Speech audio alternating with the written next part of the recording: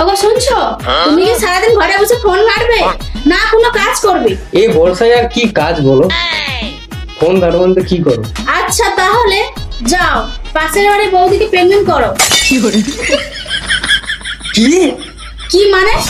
পাশের বাড়ির বৌদিকে যে প্রেগনেন্ট করো। তোমার কি মাথাটা খারাপ হয়েছে নাকি? সকাল সকাল আর কাউকে পেলে না ইয়ার কি করার জন্য?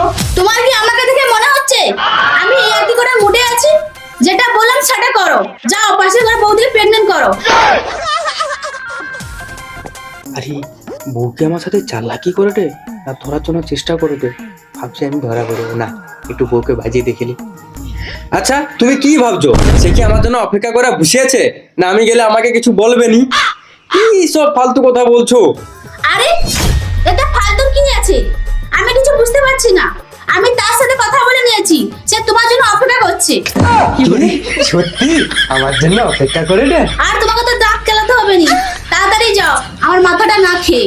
আচ্ছা হোক, তুমি যখন এত করে আমাকে করো আমি যাই বৌদিকে প্রেগনেন্ট করে দেই।